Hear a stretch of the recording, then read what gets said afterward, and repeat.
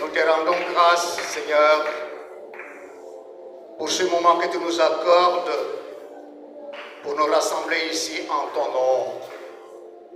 Nous te remercions, Seigneur, pour ta parole, cette parole vivante, et nous t'invitons à nous éclairer par l'Esprit Saint alors que nous nous apprêtons à méditer ta parole. Seigneur, ouvre nos cœurs et nos esprits pour que nous puissions comprendre la profondeur de ta parole et que ta vérité nous transforme et que nous puissions expérimenter ta puissance et ta grâce. Par Jésus-Christ, notre Sauveur, nous avons ainsi prié. Amen. Asseyez-vous.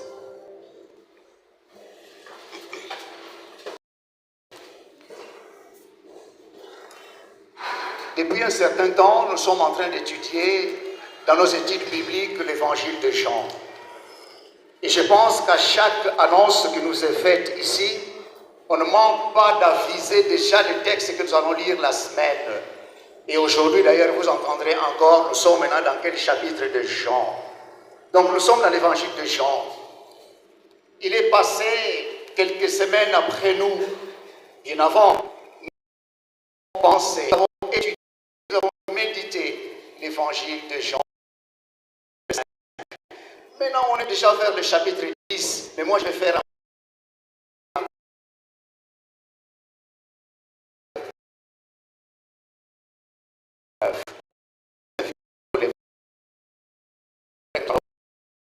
de Dieu. Jean chapitre 5, les versets 1 à 9. Après cela, il y eut une fête des Juifs et Jésus monta à Jérusalem. Or, à Jérusalem, il y a une piscine qui s'appelle en hébreu Bethesda et qui a 5 portiques. Sous ces portiques étaient couchés un grand nombre de malades, des aveugles, des boiteux, des paralytiques, qui attendaient le mouvement de l'eau, car un ange descendait de temps en temps dans la piscine et agitait l'eau. Et celui qui descendait le premier, après que l'eau avait été agitée, était guéri, quelle que soit sa maladie. Là se trouvait un homme malade depuis 38 ans. Jésus, l'ayant vu coucher et sachant qu'il était déjà malade depuis longtemps, lui dit: veux-tu être guéri? Le malade lui répondit: Seigneur, je n'ai personne pour me jeter dans la piscine quand l'eau est agitée. Et pendant que je vais, un autre descend avant moi. Lève-toi, lui dit Jésus, prends ton lit et marche. Aussitôt cet homme fut guéri, il prit son lit et il marcha. Amen. Asseyez-vous.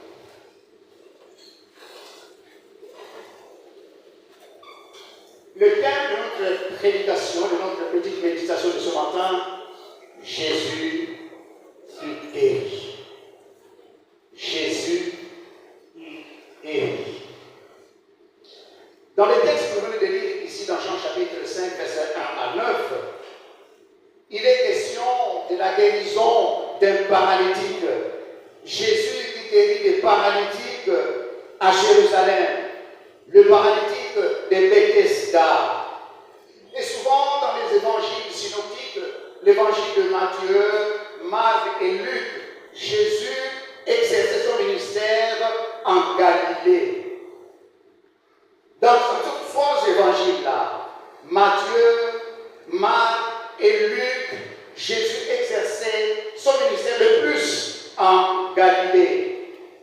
Mais dans l'évangile de Jean, ici, Jésus concentre son attention sur son ministère en Judée. La Judée, la capitale, c'est Jérusalem. Donc ici, il est en Judée. Ce n'est pas en Galilée, dans l'évangile de Jean. Le texte nous dit: après cela, Jésus se rend une nouvelle fois à Jérusalem. En effet, c'était à l'occasion d'une des juives. Dites les fêtes juives. Jésus, disons, les juifs, ils avaient trois grandes fêtes. Trois grandes fêtes. D'abord, ils avaient la fête de Pâques. La fête de Pâques où les Juifs, partout où ils se rendaient à Jérusalem pour célébrer cette fête de Pâques. Et justement pour se souvenir de leur sortie d'Égypte. Et la seconde fête, encore très importante, était la fête de moisson. La fête de moisson où ils se rendaient encore pour célébrer, pour pouvoir donner à Dieu leur récolte. Ce qu'ils ont semé, ils ont récolté et ils vont aller donner à Dieu. Ils montaient à Jérusalem. La fête de moisson. Et enfin, c'était la fête du tabernacle. La fête du tabernacle, tout le monde montait pour aller célébrer Dieu. Sillonner dans la ville de Jérusalem, chanter comme c'était autrefois à Jéricho, aller chanter, glorifier Dieu. Tout le monde, tous les Juifs, où ils se trouvaient, aller à Jérusalem pour ces trois grandes fêtes. Mais le texte ici, on le dit tout simplement pour une nouvelle fois, Jésus est monté à Jérusalem pour la fête. Mais le texte ne dit pas de quelle fête il s'agissait ici. C'était la fête de Pâques? Est-ce que c'était la fête de moisson? Est-ce que c'était la fête des tabernacles? On ne nous dit rien. Alors, dans la ville de Jérusalem, les murs, quand on fait la ville de Jérusalem, à l'époque d'ailleurs, les villes étaient entourées de murailles. Donc, quand, par exemple, nous sommes ici dans la ville de Boma, la ville de Boma serait entourée d'une muraille. Donc, avant d'entrer dans la ville de Boma, il faut entrer par une porte. Et c'est comme cela la ville de Jérusalem. Vous ne pouvez pas entrer comme ça parce qu'il y a de murs, une grande muraille. Alors, la ville de Jérusalem, il y avait des portes pour y entrer. À l'est, à l'ouest, au nord et au sud. Enfin, vous pouvez entrer dans la ville de Jérusalem. Alors, là, parmi ces portes, il y a les portiques. Parmi ces portes, du côté ouest, il y avait une porte là qu'on appelait la porte de brebis. Cette porte de brebis, c'est là où on faisait entrer des brebis pour le sacrifice. Donc, à l'est, à l'ouest, à l'est, au nord et au sud, pour entrer dans la ville de Jérusalem. Et vers la porte de l'ouest, c'est là où se trouvait la porte de brebis. C'est là où on faisait entrer des brebis pour les sacrifices. Et c'est là aussi on passait pour se rendre au jardin de Gethsémane. C'est là aussi pour aller au jardin de Gethsémane.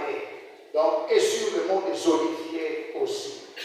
Alors, le texte nous dit, près de la porte de brebis, là à Jérusalem, s'est trouvée une piscine.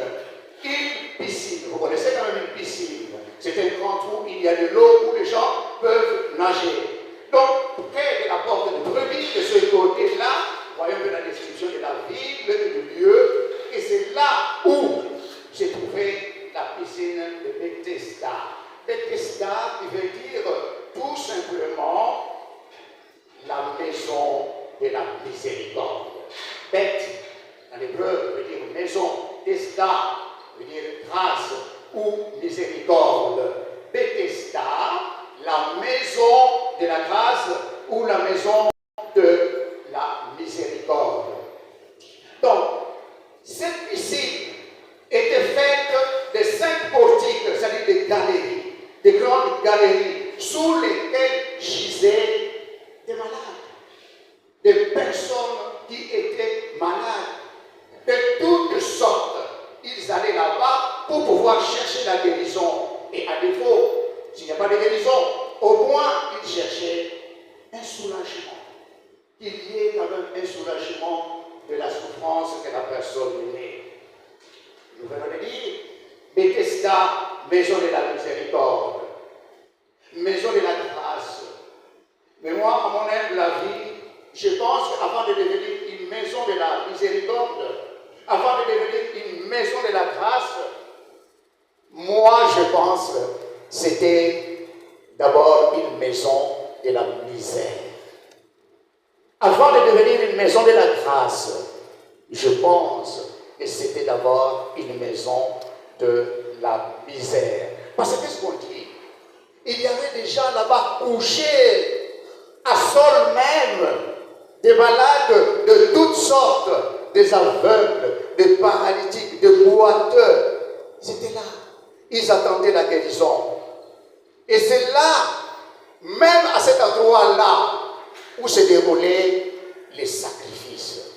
Vous savez, un endroit où on arrive aussi à donner des sacrifices, ce n'est pas un endroit propre. C'était un endroit aussi très sale et hideux. C'est-à-dire, ça sentait même aussi mauvais. Aller dans les grandes villes ou les villes musulmanes, où quand ils célèbrent la fête des Kébites, là où la fête de moutons, ils appellent ça. Mais quand vous entrez dans ces villes-là, vous sentez l'odeur, parce que c'est le jour de sacrifice. Donc, à côté de cette piscine, où les gens malades attendaient, assis sur le sol même, dormir là-bas, pendant des mois, des semaines et des années, ils attendaient la guérison, ou peut-être aussi le soulagement. Mais quelque chose aussi à noter, ces gens-là qui étaient là, c'était des hommes de foi. Ils avaient la foi. Le fait de rester là, attendre une semaine, un mois, une année, des années, ils attendaient, ils se disaient, il viendra un moment que je trouverai la solution à mon problème. C'était des hommes de foi. Ils espéraient à quelque chose. Et là aussi, quand ils attendaient, les textes viennent de nous dire, il y a un moment où l'eau était agitée. Il y a un moment où l'eau bouillonnait. Parce qu'un ange du Seigneur descendait de temps en temps dans la piscine. Et cet ange du Seigneur agitait l'eau. Et le premier qui entrait dans l'eau, le premier qui s'est lancé dans l'eau, c'est celui-là qui était guéri. Tous les autres qui pouvaient suivre quelques secondes après, nul. Et n'en a vu. Seule la personne qui entrait en premier lieu, qui était guérie. C'est ça les textes nous disent. Mais on veut faire comprendre la chose ici. Dans les meilleurs manuscrits, dans les textes anciens, les meilleurs manuscrits, cette partie-là, que l'ange descendait dans l'eau, bougeait de l'eau, et le premier qui entrait dans l'eau, cela était guéri. Dans le meilleur manuscrit, le manuscrit de grande qualité, cette partie-là manque. Il n'y en a pas.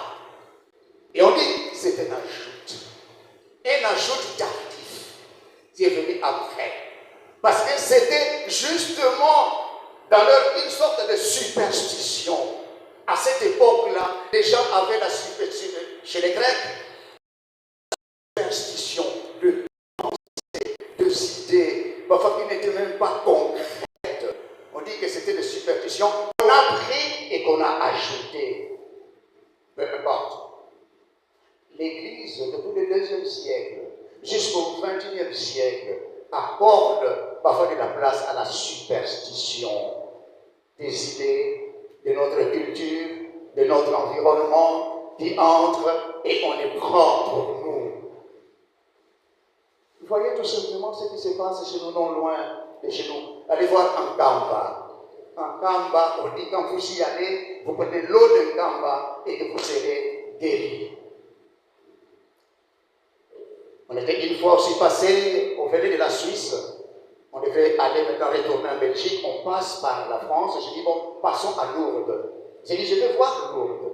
Et nous sommes arrivés aussi à Lourdes, on voit des béquilles, des personnes qui étaient guéries. Il y avait quelqu'un qui nous dit, mais est-ce que c'est vraiment la Vierge Marie là qu'on voit? N'est-ce pas aussi peut-être aussi excusez-moi, un démon quelque part qui vient là. Et c'est ça ici, je ne vais pas m'y attarder, et pour dire que notre culture, parfois, c'est vraiment des superstitions. Je donne un exemple, excusez-moi, comme je suis en place. Vous allez, vous le savez, tout à l'heure, à droite, tout à l'heure, à droite, ah, ma campagne, c'est que Hiroshima. Tout à l'heure, à gauche, ah, ce sont des superstitions dans notre culture. Alors, c'est comme ça, il y en a plein. Oh, il y a un malade dans votre village. Il y a un malade, oui. Et cette nuit-là, il y a un hibou qui chante. Ah, il va mourir. Ce sont des superstitions, ce n'est qu'un animal qui chante, c'est tout. Je ferme la parenthèse là. Alors, voilà ce que nous pouvons dire. Mais quand même, il faut savoir, ici, dans ce texte, ce n'est pas l'homme miraculeuse qui guérit, mais c'est Jésus qui guérit. C'est Jésus qui guérit. Ce n'est pas une chose, ce n'est pas aussi de l'eau qui guérit. On y va. Je voudrais d'ailleurs que chacun de vous qui avez des Bibles, gardez votre Bible ouverte, parce que ce n'est qu'une lecture commentée que je vais faire là. Passons. On dit qu'il y avait un homme malade. On dit très bien un homme malade. Le texte grec n'a pas d'article. On ne dit pas co-anthropos. Donc, excusez-moi, je vais utiliser un peu le mot grec, excusez-moi, mais c'est pour que je puisse bien expliquer les choses dans les textes. Ok. Alors, dans les textes grecs, il n'y a pas d'article. Donc, puisqu'il n'y a pas d'article, donc ce mot veut tout simplement dire que c'est un inconnu, un anonyme, quelqu'un qu'on ne connaît même pas. C'était une personne indéfinie, sans nom précis. Il y avait un homme. En certains endroits dans la Bible, quand nous lisons la Bible, certaines personnes étaient guéries par Jésus, étaient des personnes qui étaient identifiées. Vous voyez par exemple Bartimée. On dit Bartimée, fils de Timée, habitant Jéricho. Et un autre, on dit la femme qui avait la perte de sang pendant 12 ans. On arrive à définir la personne. Ou encore la fille de Jairus, ressuscitée par Jésus, etc., etc. Et il y avait encore la femme cananéenne, dont la fille était guérie par Jésus. La femme cananéenne, on donne une indication. Mais ici, on dit un nom. C'est indéfini. Elle est connue. Un anonyme, sans nom précis. Même comme des personnes bien identifiées, mais cet homme de l'évangile de Jean ici, le paralytique de Bethesda, c'est un indéfini, un anonyme dont on ne sait qui est-il, d'où il vient, comme on dit c'est un homme. C'est un cas négligeable. Ce n'est pas un cas vraiment bien, un cas négligeable comme toi et moi. Quand nous passons quelque part, personne ne doit savoir qui est celui-là qui passe. Il faut qu'on puisse dire, oh non, c'est un tel. Mais voilà des cas comme ça. Non. Alors on nous dit, cet homme était malade depuis 38 ans. Ce n'est pas comme cette femme-là qui souffrait de la perte de sang pendant 12 ans. Non. On dit 38 ans que cet homme était malade. Ce n'est pas 12 ans, mais 38 ans. Voyez un peu nous-mêmes. Quand nous sommes malades, nous souffrons, mais pas physiquement, d'une situation pendant 1 an, 2 ans, 3 ans. Et vous savez ce qui arrive. On commence à se dire, le Seigneur m'a abandonné. Pourquoi cette maladie? On commence à chercher des voies et moyens pour en sortir. J'ai prie Dieu, mais il n'y a pas de solution. Je demande à Dieu, mais il ne vient pas à mon secours. Ah, je vais abandonner le secours. On dit, bon, fini. Maintenant, on doit chercher. Il ne la bateau maillé, c'est comme dit, hein. Il ne la bateau yamaye. Pour ça, soba. C'est ce que nous disons. Mais cet homme, 38 ans, 2 maladies. Et chez les Juifs, quand on dit un homme, c'est-à-dire quelqu'un qui a 30 ans. Il a maintenant la majorité. On n'a pas dit un enfant, mais on dit un homme. Un homme à partir de 30 ans. Il faut attendre 30 ans. Même Jésus, il a respecté la coutume. C'est après 30 ans qu'il a commencé son ministère public. C'est seulement une fois à l'âge de 12 ans, et ce n'était pas en public, c'était dans les temples. Il est allé trouver les docteurs de la loi, un petit là qui reste, et commence à bavarder avec eux, et commencer à leur dire des choses qu'ils ne comprenaient pratiquement pas. Et c'est qui cet enfant-là? C'était dans un vase clos. C'était dans un lieu au temple, mais ce n'était pas en public parce que les gens ne pourront pas l'écouter. Parce que c'était un enfant.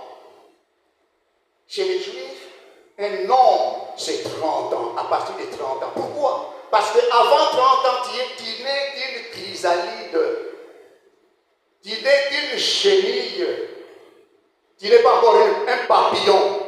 Parce que tu peux changer de nom comme tu voudras avant 30 ans. Mais maintenant ici, on dit un homme malade depuis 38 ans. Voyez maintenant les temps qu'il va rencontrer Jésus. Donc, commencez à compter. Faisons un peu l'arithmétique, les calculs. 30 ans, un homme, plus 38 ans. Ça fait combien? Combien? 68 ans. Allez-y comprendre qu'il y a 68 ans ici. Je sais qu'il y en a. Mais je crois qu'ils sont comptables. Peut-être 3 ou 4. Mais pas nous tous qui sommes en dessous de 68 ans. Voilà, cet homme, pratiquement à 68 ans, d'ailleurs on dit un homme. On ne dit pas qu'il a commencé à souffrir à 30 ans. Il pouvait commencer même à 32 ans ou 35 ans, maintenant plus 38 ans. Donc c'est déjà au-delà de 70 ans. Donc il a maintenant 70 ans, mais sa vie est déjà foutue. C'est un regretté. Un homme inutile qu'on ne pouvait plus donner du travail. Donc il attend tout simplement la fin de sa vie pour mourir. Mais on ne nous dit pas de quoi cet homme souffrait exactement. On ne dit pas de quoi il souffrait exactement. Mais c'est justement au verset 5. On dit qu'il y avait un homme malade depuis 38 ans. Mais quand nous lisons le verset 9, c'est au verset 9, on dit prends. Et c'est là où maintenant on va comprendre qu'il souffrait de la paralysie. Il était, ou encore il souffrait de la maladie. Mais quoi qu'il en soit, 38 ans que cela durait cette maladie.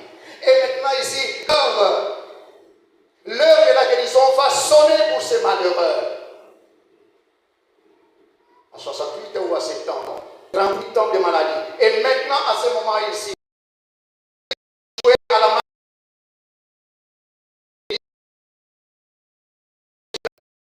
et voilà Jésus qui vient. Et je crois que le moment était venu de descendre et d'autres le précédaient. Il dit, je suis malade. Et le verset 6 nous dit ceci. On va lire le texte. Le verset 6 nous dit, Jésus l'ayant vu coucher. Jésus l'ayant vu coucher. Dans le texte original, c'est là l'ayant vu, ammonié. Non, le texte original veut dire Jésus ayant posé son regard sur le malade. Poser le regard sur la personne. Jésus l'ayant vu. Jésus ayant posé son regard sur la personne. Voilà, je suis ici, je suis en train d'enseigner. Je vous vois tous, un grand nombre que vous êtes assis là-bas. Je vois seulement des personnes, je vois des personnes. Mais maintenant, je vais poser mon regard sur mon frère ici. Vous êtes mon frère, mais mon regard va sur lui.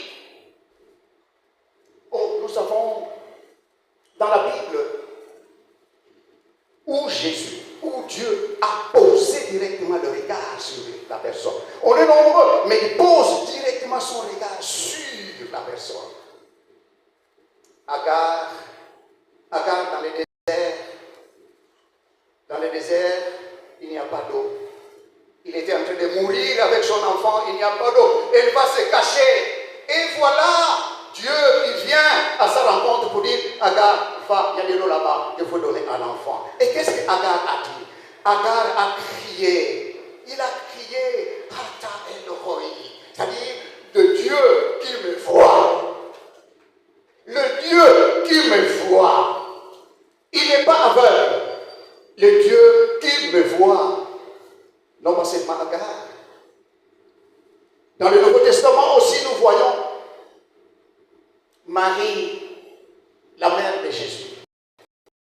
Marie, mère de Jésus. Quand l'ange Gabriel est allé lui annoncer que Marie, tu seras la mère de notre Sauveur. C'est toi qui enfanteras les Seigneurs. Alors maintenant, Marie va exalter l'allégresse. Il va maintenant chanter un cantique, le Magnificat de Marie, dans l'évangile de Luc, chapitre 1er, verset 46 à 56. Allez lire à la maison. Vous allez voir Luc, chapitre 1er, verset 46 jusqu'à 56. C'est là où Marie, la mère de Dieu, la mère de Jésus, elle va maintenant chanter un cantique qu'on appelle le Magnificat. Qu'est-ce qu'elle dit? Béni sois-tu, mon Dieu. Béni sois-tu, ô Seigneur, car tu as jeté ton regard sur la bassesse de ta servante. Alléluia. Il y a beaucoup de vierges, beaucoup de femmes dignes qui pouvaient être la mère du Sauveur, mais tu as jeté ton regard, tu as posé ton regard sur la bassesse de ta servante. J'aime bien le souhait là qu'on a toujours. Vous ne comprenez pas ça, vous dites seulement parce qu'il faut dire comme les oiseaux. Dis quand ça à mon aïe, mais c'est un vœu important. Ah, dis quand ça à mon aïe. Je ne dis pas à mon aïe, non. À mon aïe. À mon aïe. Posez le regard sur la personne. Oui. Jésus l'ayant vu coucher, il a posé son regard. Ici, on peut même dire, Seigneur, ça pourrait être déjà notre première prière. Seigneur, pose ton regard sur moi. Bien sûr, nous sommes nombreux, mais pose ton regard sur moi. Et à d'autres termes, nous sommes des Quinois ou des Congolais, on peut dire, on l'a flashé. Quand l'ayant vu, il a flashé. Donc, en quelques secondes, on voit. Photo, ils sont venus. En quelques secondes, il a vu. Il a posé son regard. Oh non, les jeunes filles, quand on voit les garçons qui passent au même moment, flash, tata, Yewan. Les garçons même, on voit des filles qui passent, tata, mais quelques secondes, c'est celle-là. On pose le regard. Alors là aussi, c'est ce que nous voyons là. Il pose son regard sur le malade. Il y avait beaucoup de malades. Mais son regard est allé juste à la personne à 38 ans. Vous voyez l'agencement des verbes. Voilà comment les verbes sont agencés. Jésus l'ayant vu coucher, c'est tout de lui. L'ayant vu, l'ayant flashé, il a connu tout de lui au même moment. Amonier, et arrivé maintenant qu'on a dit Yoso. Le verbe connaître, là je voudrais faire encore une parenthèse. Le verbe connaître, c'est notre spécialiste dans le Nouveau Testament, à l'UAC. Les Grecs dans le Nouveau Testament, on utilise deux verbes. Deux verbes pour le verbe et pour connaître. Il y a le verbe eidesis. Eidesis, c'est-à-dire une connaissance superficielle, connaître quelqu'un superficiellement. Eidesis. Donc, est-ce que tu connais les pasteurs Goma? Oui, je le connais. Qui est-il? Non, il est notre pasteur assistant à Gomaville. Non, il est professeur à l'IAC. Non, voilà tout ce que vous voyez extérieurement de moi. C'est ce que vous allez dire que vous me connaissez. Ça, c'est une connaissance superficielle, mais vous ne me connaissez pas. Personne ne peut connaître l'autre.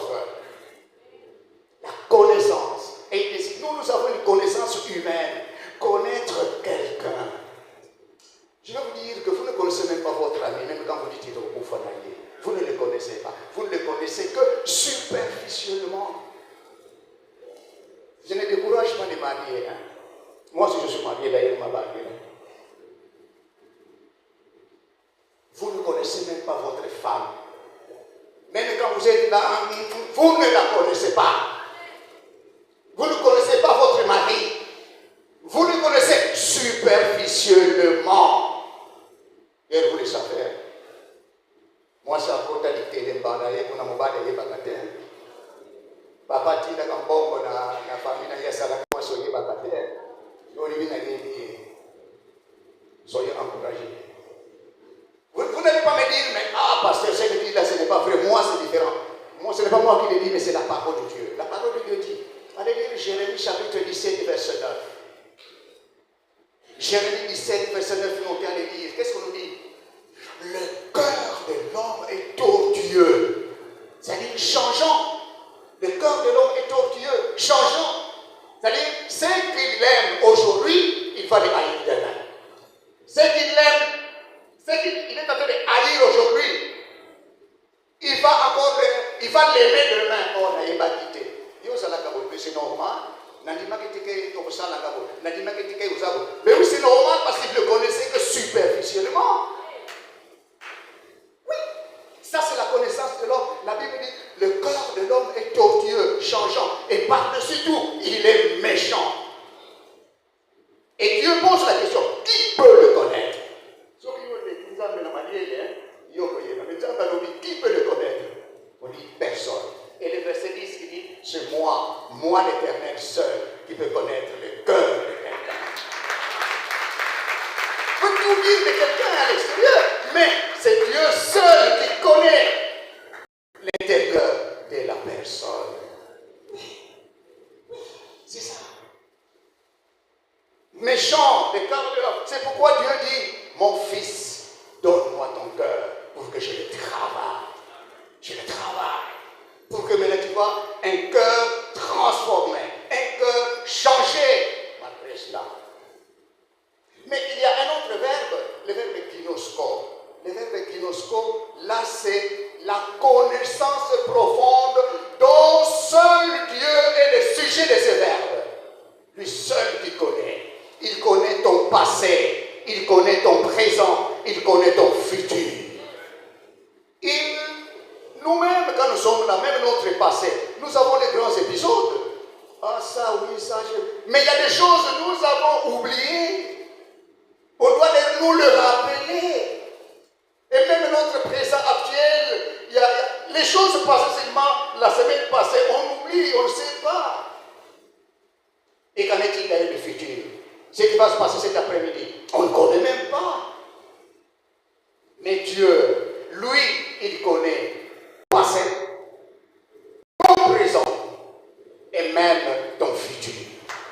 Alors quand il a vu, quand il a flashé cet homme, il a compris tout de lui. Tout, donc quand Dieu pose son regard sur toi, et il connaît tout de toi, tu ne peux rien cacher, il sait tout. Alors qu'est-ce qu'il comprend ici? Il comprend que cet homme était malade pendant 38 ans. Pendant 38 ans que cet homme était malade, il dit, 38 ans. Voilà. Alors, il pose la question, veux-tu être guéri? Veux-tu être guéri? La racine même de ce verbe guérir, ça veut dire aussi être sauvé. Mais dans le texte grec ici, quand on traduit ça, on dit, est-ce que veux-tu être réhabilité? Veux-tu être réhabilité? Pas tellement vraiment guéri. Le français est un peu pauvre pour dire guéri. Est-ce que veux-tu être réhabilité? Parce qu'il connaît déjà 38 ans qu'il est malade, il a déjà 70 ans, sa vie est déjà bougillée, il est déjà foutu. Il dit, est-ce que tu veux être réhabilité? Tu veux reprendre ta vie d'antan? Avant que tu ne sois malade, tu vas retourner avec toute la force, toute la santé, avant que tu ne sois malade. Est-ce que tu veux être réhabilité? Le veux-tu? Et ce pauvre aussi, il commence à dire, oh, il n'y a personne pour me prendre, pour me jeter à l'eau. Déjà avec ça, sur ce terrain, la superstition qu'il a déjà dans la tête. Il n'y a personne. Jésus dit non, mais moi je suis là. Vous savez. Et c'est comme cela même nous. Quand Dieu nous demande, est-ce que tu veux être guéri? Est-ce que tu veux être guéri? Mais nous commençons d'abord à dire, nous-mêmes, on donne maintenant des raisons. Il dit, parce que, à cause de Jésus, ou non, il pose ce problème. Est-ce que tu veux être réhabilité? Réponds, mes amis. Il y avait un homme, je dis ça encore hier, un homme qu'on avait condamné innocemment. Il était innocent. On l'a condamné. D'abord condamné à mort, et puis après on dit condamnation à perpétuité à vie. On ne va plus le tuer, mais il est là. Pendant 48 ans. Et non, allez lire ça dans les réseaux sociaux, hein, vous allez voir ça. 48 ans condamné à mort. Maintenant, il attendait seulement sa mort parce qu'il ne pouvait plus maintenant lui donner l'injection létale pour le tuer. Il a attendu, il attend la mort là dans le couloir. Il attend. Pendant 48 ans. Hier. Et maintenant, on l'a innocenté. Et quand il est entré en prison, il avait 32 ans. Quand il est entré en prison, il avait 32 ans. Et on montrait même ses photos. Un beau garçon, là, jeune. Dans les jeunes, vous voyez, on est encore beau, jeune. Quand vous allez voir mes photos quand j'étais jeune. Mais ça l'a dit, hein. Ce n'est pas qu'on est vieux maintenant avec les cheveux blancs. Donc là, maintenant, on montre ces photos avant d'aller en prison. Et on montre maintenant, après 48 ans de la libération, mais deux personnes différentes. Là, la vie est déjà foutue, terminée. Maintenant, on va les dédommager 7 millions de dollars. 7 millions de dédommagements. Vous allez me dire, mais ah, voilà, l'argent est là. Mais tenez. Mongo, Bassa de la Tango, quand tu es jeune et fort. Quand tu es jeune et fort, tu vas voyager. Ils ne sont pas de combien même pour voyager. Ah, ok, des sous. Pour voyager. Donc même le voyage devient lourd quand on est déjà avancé à l'âge. C'est pendant la jeunesse qu'il faut travailler, bosser dur. Vous allez payer sur 7 millions, vous allez manger. Oh non, mais nous ici, déjà. Les dents ne sont plus fortes pour broyer même les os. Et même physiquement dans le corps, je garde un peu la pudeur pour dire que, oh, comme ils ont déjà épave. Vous avez compris, hein? On n'a plus tout ce qu'on l'a fait. C'est pourquoi les jeunes travaillent, chercher la vie maintenant, cueillir les roses de la vie maintenant. Parce que quand ça va venir, ça va être trop tard. Moi, il dit, mais il y a 17 heures. Mais 17 heures, 18 heures, mais Jésus est le seul. Jésus est le seul capable à solution avant que tu ne sois malade. Alléluia. Nous avons ça dans la Bible. Hein? Abraham, dans le temps où il y a Moana. Si ça a 100 quelques, 100, mais à propos de ressources, une résurrection sexuelle. Et Moussoussou, que nous connaissons, Naaman, 2 rois 5. Pourquoi c'est Naaman? Il va à Élysée. Il quitte la Syrie, il va. La guérison de Naaman. Va te plonger 7 fois. On ne peut pas raconter l'histoire. Va te poser, va te laver 7 fois dans l'eau. Va te plonger 7 fois. Il va, 7e fois. Waouh! Et qu'est-ce qu'il faut lire le texte? Sa peau est devenue comme la peau d'un bébé. Quelle réhabilitation!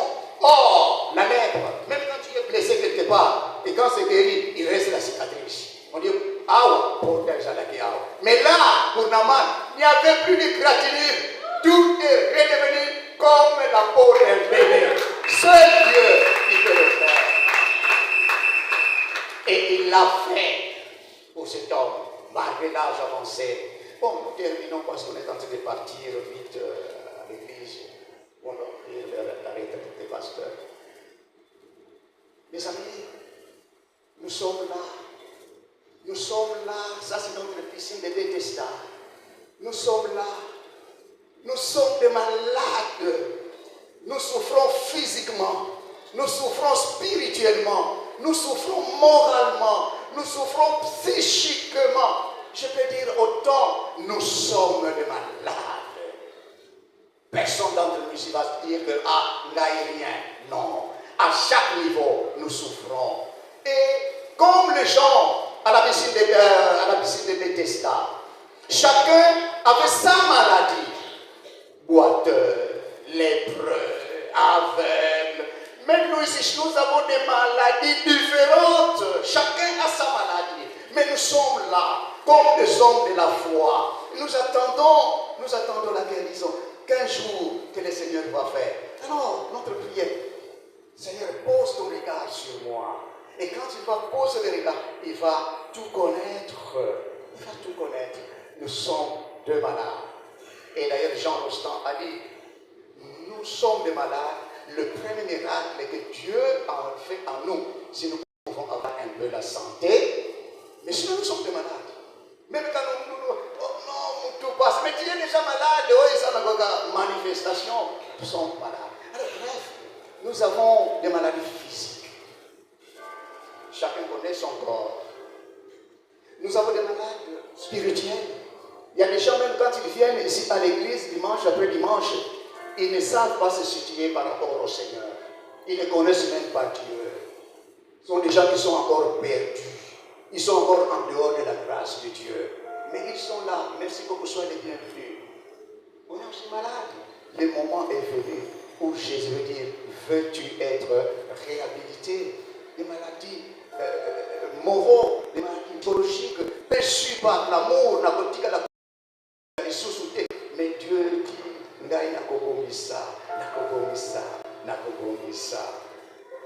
Oh, mon souhait, nous les malades, moi-même aussi, que le Seigneur pose son regard sur moi, qu'il le pose aussi sur toi.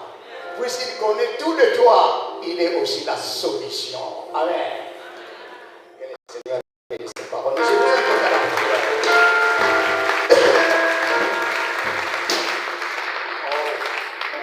Moi je pense aussi. Alors nous allons prier. Prions Dieu. Seigneur Dieu, merci pour ta parole. Accorde-nous la foi pour reconnaître que tu es présent dans notre piscine ici à Beaumaville. Tu es présent dans nos moments de faiblesse et de détresse. Et que tu es capable de nous offrir la guérison et la restauration. Seigneur, que cette méditation nous aide à voir ta miséricorde d'une manière nouvelle et vivante et nous inspire à marcher dans tes voies avec une foi renouvelée.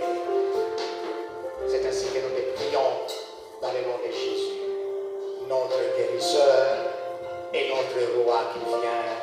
Amen.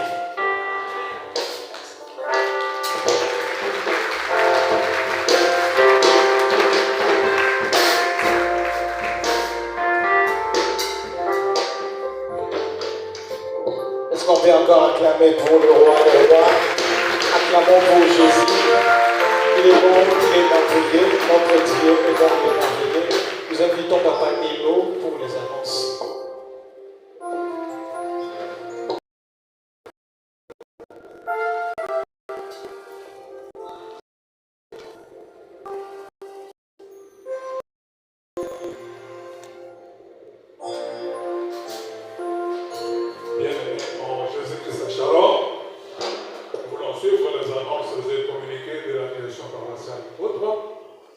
Nous commençons par remercier le Seigneur pour son amour qu'il a manifesté à l'endroit de chacun de nous.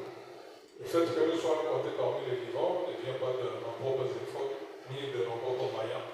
C'est une grâce.